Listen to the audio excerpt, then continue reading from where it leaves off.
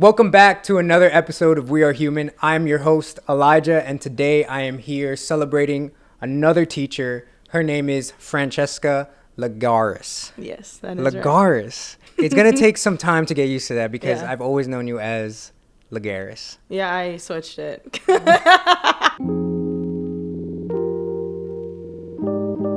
Here's a random question. Did you ever give any teachers a hard time in high school? No.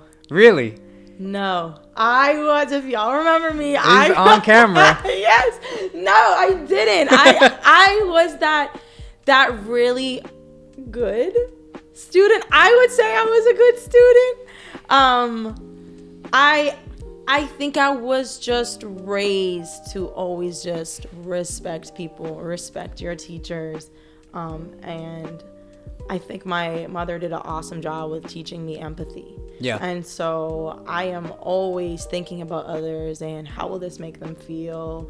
Well, when it comes to my teachers too. Of course. And so in high school, I think I was a pretty good student. I think I was too. I never did anything. I don't remember doing anything. I remember skipping classes a bunch of times. I never skipped. Really? I was not a skipper. So many people from high school have been hitting me up about the podcast. It's like, it's so fun, like just to catch up with everybody. I love it. Yeah. I forget that we had a class together though too. I had a class. It was just Spanish 2, I think. Spanish 2. Yeah, Spanish 2. Or maybe going into my senior year, we were hanging out more. We just drive around like Moss Park and just literally drive. Listening to like Jennifer Lopez, old throwbacks. We would stop off at the golf course in North Shore with Nina and look at Star. I don't know. And then stuff would spill on the floor of your car and then you blame it on me.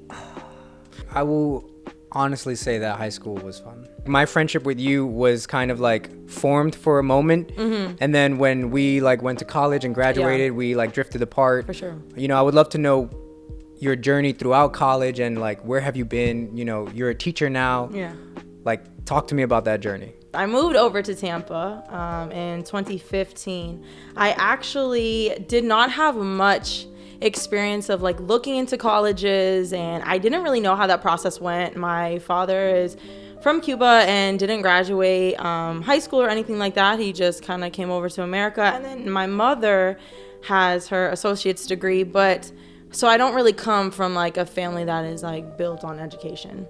So Nina at the time was like, hey, I'm taking a college tour at USF. Do you want to come? And I was like, I didn't even think about USF. I didn't even know what it was, where it was. I didn't know anything about it. And I said, okay, fine, I'll go.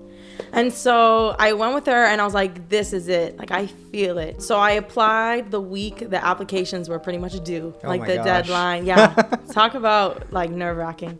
I got deferred until spring of 2015. I graduated in 2014. And that was definitely a difficult time for me because I saw everybody kind of move into that next stage of life, but I felt kind of stagnant. I was like, I'm watching everybody, but what's happening for me? Like, where does my life go from here? Because I'm going to be home for another few months. When I got to USF, I was like, okay, I want to be involved in something. You know, I want to be involved in something that's bigger than me, that has a platform. One thing about me, I don't miss class and I don't leave if I really don't have to. And so for whatever reason, this day, I really had to use the restroom. So I went to the restroom, and when I shut the stall door, it was like, oh, applications to be a tour guide is like it's approaching, or the deadline is approaching. And I was like, this is a sign. So I applied, and they accepted me into the organization, and it was super dope because I would walk around campus sometimes and people would come up to me like, oh, you're my tour guide. I'm like, go Bulls, I'm glad you're here. You know, I loved it. I loved being a tour guide. So you were like already making an impact on like students technically before you were even actually a teacher. And speaking and just sharing my experience, and I don't know, I think that's just what I like to be involved with our youth. I knew that I wanted to go into education, but there's those voices that tell you the pay. And, you know, that does start to get into your head a little bit. So I waited it out until USF told me you can no longer sign up for classes until you declare something. So I just started taking career inventories or tests, and first choice for everything was education. And I was like, okay, I just need to go for it. Like, I know this is what I feel in my heart I need to do, so I'm just going to go for it. And it was definitely just forming those bonds with my kids that got me through it, because I knew, like, every day I woke up and every day I went, I was like, this is it. Like, this is what I'm here for, and this is what I have to hold on to. Like, I was so tired because I was working part-time. I was doing the work of a teacher. I was there every day. And then I also were taking like 16, 17 credits. So I was taking a bunch of classes and working and getting up every morning and having to study. So it was definitely hard to balance everything, but I knew what my end goal was, and I was reminded of that every day when I went to the schools that I was interning for. And then I got placed in a high school setting, and I was like, this is it. Like, I was excited. I was driven. I got up every day, and I was like, this is it. Like, this is what I meant to do. I feel it, So that's kind of, it was just being reminded of, like, watching my children, gain so much knowledge, and building those relationships with them and fostering those relationships is really what kept me going throughout college, for sure. My background is exceptional student education, so I work with students with different abilities. And I started off with teaching English. I loved what I did because it allowed me to really connect with a large population, like, of our students, just because I was a floater. So I was a teacher who I did not have my own classroom the first year. I would go in to other teachers' classrooms if they were off during that period, and my class would go in there too as well. And so I never had my own classroom. I would just float and teach from other teachers' classrooms, which was extremely hard because I couldn't put up posters that I really wanted. I had to carry my materials in a backpack. Mind you, I'm a very young teacher, and I had a backpack to carry my kids' like work and stuff that they turned in. So a lot of students also thought that I was a student as well. And but I started off teaching English, and I think one of the things that is a downfall in our education system is those standardized testing. And that really deterred me from wanting to continue to teach English, because it was all about test scores. And my students, I was teaching 10th grade. My 10th graders were, like, I would say at a 6th, 7th grade level. And so they're expected to take the same exact standardized testing as those 10th grade honors kids. But then they're going to come to me at the end of the year and say, well, how come your test scores look like this? Well, why don't we measure the gains of my students rather than why are they not performing at the same level of their peers? I would always be longing to work with our kids who needed more support than that. So our kids who were kind of self-contained. And so it was at the end of the year of my first year teaching where they told me there was a position opened for students with different intellectual abilities, and they would be more so in their own classroom, kind of, on a different side of campus. And that's when I was like, my heart is there, because that's when I was given the opportunity to teach life skills. And I feel as though our kids need to be prepared for the real world, and especially my students who were working towards independency. I was like, that's it. Like, that's it for me. So now I teach life skills. A lot of what I do is teaching my kids on how to be independent, because I think there's a lot of assumptions that students or people with different abilities can't. And that's the word. They can't do this. They won't do this. And it's like, they can do it, and they will do it with support. Yeah. And how do we eventually get them to do it without support? How do we release that support and be able to say, here, I know you can do it. Go ahead and show me that you can do it, and then do it on your own. What I do now is teaching them those life skills, how to communicate, how to advocate for yourself, how to identify your emotions, how to have healthy relationships with other people, what household, things do we need to do to be able to live a healthy lifestyle or live in a safe environment. This is all stuff that we learn, everybody learns. you know? And so it's not stuff that it's specifically tailored to my kids. It's stuff that we all are doing, that we all learn. And they just need more support with it. Do you have to throw in like confidence in there as well? Yes. Because that's one of the biggest things of like when you mentioned, how do we get them to do it without the support?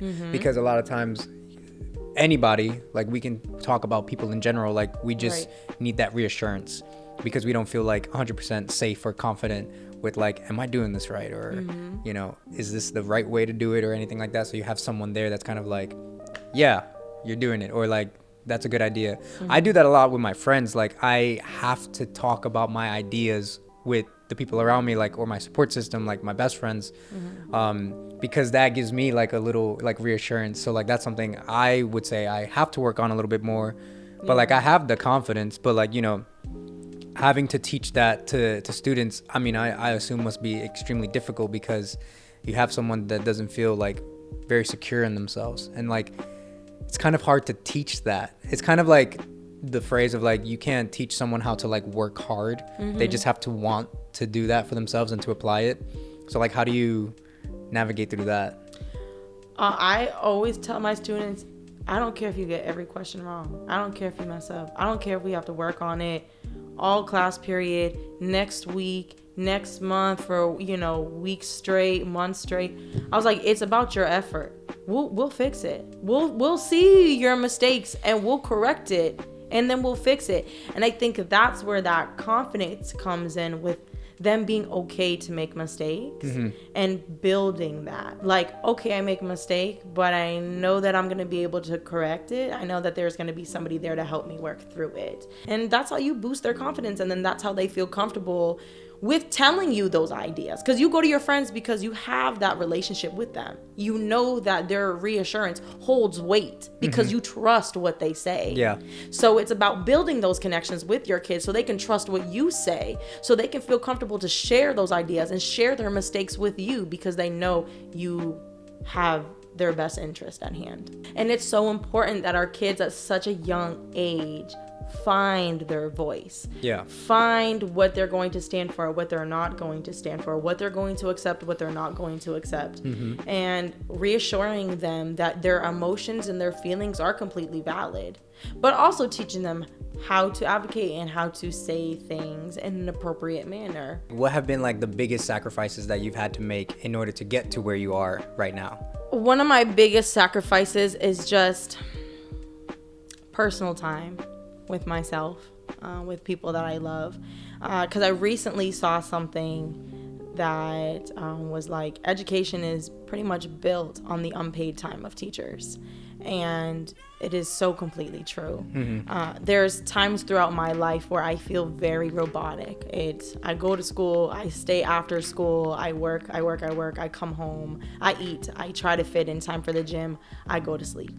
I sacrifice time for my kids, but am I gonna sacrifice my kids and what they're able to learn from myself? And so you get caught in between that, like, if I don't put in all my effort, my kids lose out. If I don't put in all my effort, that kid tomorrow is not going to have what he needs to be able to succeed, because I didn't plan enough for him or for her or for they or them. And so you get caught in that of, what is the lesser of two evils, kind of almost. Right. And then I think the tricky thing in not putting yourself first and like making the time for yourself so that you can give your 100% to others, which is something that Mrs. Chase also mentioned. And it's tough, because like, if you're not allowing yourself to have your moment of like peace and tranquility, whatever it looks like, whether, I think we've talked before, and for me it's jogging, like that's how I blow off steam, meditation, other people do yoga. Like, if you're not fitting that in, then you're not giving like 100% to the students or to anybody in your life as well. And so kind of figuring out how to incorporate the time for yourself so that you can still give time and all the love and effort to your students, because we can be driven on, in the case for teachers, like they can be driven by the students. Like that's always going to be what gets them out of bed, no matter what, even if they're like putting themselves last. But to what extent or what degree, like, is it that you're giving like the full 100% too? Because now you're like exhausting yourself and you're kind of like not able to function to an extent at some point. I will say that, and my coworkers and I use this quote a lot, and we give it to each other when we see each other that like we want to do something, and then we're like, oh no, but we have to do this instead. And we always say, you can't pour from an empty cup. Stop. You know, like, do what you need to do. They will be okay. Yeah. They will survive. We're flexible. Teachers are like the most flexible people I know. We'll make it work no matter what. Yeah. And so throughout the week, I'm constantly talking to people, right? And so I tell people this: on my Fridays are my days for myself. Don't text me. Don't call me. Don't hit me up. Don't slide in my DMs. don't do none of that, because I need that time for me. Like, I need to recharge. I've been exhausting myself all week, giving everything I have to the lives of others and devoting myself to the lives of others 24/7 throughout the week, right? You'll hear this too. A lot of teachers say your mind never shuts off when it comes to your kids. This can relate to like mothers. It's never about, or parents, right? It's never about you anymore when you have kids. And so I tell people that all the time. I'm like, it's not just me. I don't think for myself anymore. I think for myself and my children. But definitely I recharge, going back to the original question, I recharge on the weekends. Yeah. That is my time to be by myself. I do spend time with friends, but I mostly enjoy just being myself and that quality time with myself, so I can fill my cup again. So that way it can be, poured of love onto my children throughout the week. With the music stuff, like, I give all the stuff to the guys, and so that way they don't have to worry about it in the future or have to start from scratch. So like, that's my way of kind of like trying to like pour into friends around me, like just resources. And that, like, I have to work on, because then I exhaust myself trying to do like all these favors for people, because I'm a people pleaser, and it's just like, didn't we talk about this? People pleasing. Right. People pleasing it's toxic. It can be when you exhaust your whole self and then you feel like you have no energy for yourself, or even resources for yourself. And would you connect that to like teaching in any way? Sometimes the parents don't really see what it's like to be on the other side. And yes, I want to make sure I'm, reaching your child and be able to provide the needs of your child, but I also need to be able to provide the needs for all my other children as well. And so you want to please the parent, but sometimes you have to kind of be stern and be confident and know what you're doing is with the best intentions, and they have to learn to just trust you with that. As teachers, it is our job to try to understand and open up our eyes to the reality of what many people, especially our minorities, our Black and brown children, are going through. And they carry a lot of, for my students, I'm going to say this, for my students, I come from a school where they are of higher needs. And so I think that, it's my responsibility as a teacher to really try to understand what these kids are going through, that and what they're going through that I may not be seeing. And I think that what we do is purely out of love and purely out of the best intentions. And so whether our students see that or not, it's our job to just give them that love and that support that they need. Something I want to mention, and something that I really love about my job, is that my students never fail to amaze me with how much they're capable of. And I wanted to clarify, because I think a lot of times when you think of people with different abilities, we think of the words can't. We think of the word disability, which, if you've noticed, I have yet to say that, because society places so much weight on these labels, right? Of, oh, you have a disability. And then what are those thoughts that come to your head when you hear disability, right? And I refuse to say that, because a label that or something that my students may be labeled as does not define them in any way, shape, or form. It's not who they are, you know? And I think a lot of times when we hear of people with different abilities, we think of those words: can't, we think of disabled, we think of fragile. That's not even it. Like that's nowhere near the reality of the abilities of what these kids, you know, can do. And I have a shirt that says, you know, see the ability, not the disability. And that is completely true. A lot of the questions that I get from those kids who come into my classroom and work with my students are, how do I talk to them? How do I interact with them? What do I say? What do I do? Will they hurt me? And that's what hurts me, is when you assume that my kids are violent. My kids are human. My kids are not these violent monsters that you may think that they might be. My kids are human at the end of the day, point, period, blank. They're human. And so they're not fragile. You interact with everybody the way that you're supposed to. Like, you just interact with people casually. You talk to people, you have casual conversation. Do that with my students. They're no different than you. Yeah. You know, we just should treat each other with respect and with love and with care. And yeah, that's that. Compassion rules all. For sure. Yes. I don't have any more water. I picked up the mug. No, but you're right. I love that. I get a lot of the time, I could never do what you do. Wow, it takes people with a special heart. If people just learn patience, compassion, empathy, you can do what I do. Yeah. Like, don't be an ass.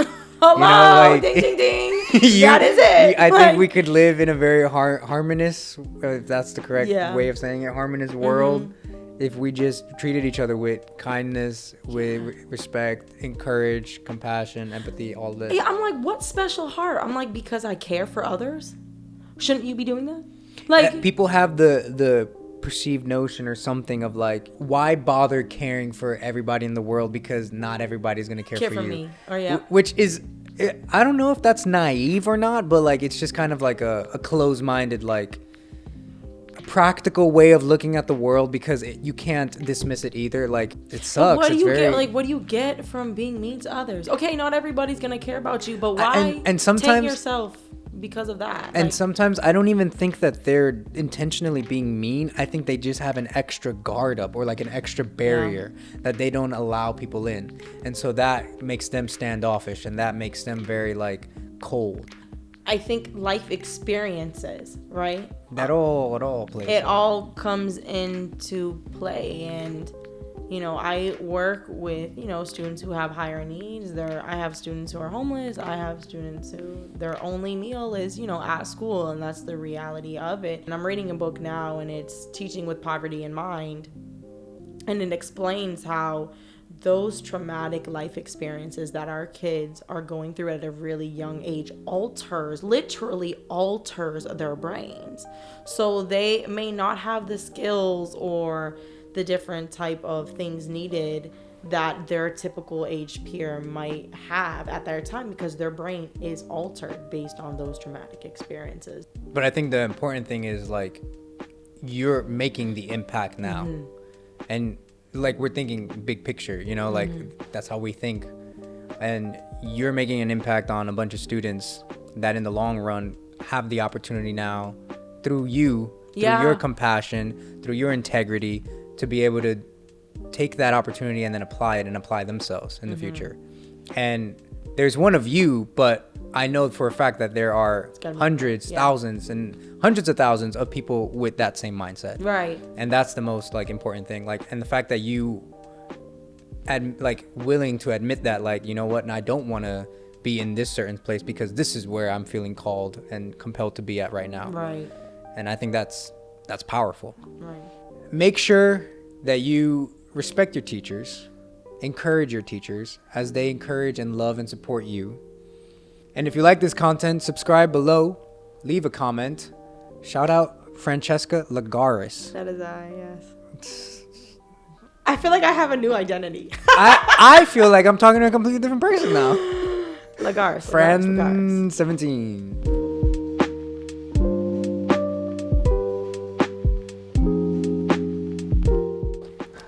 pointer drop.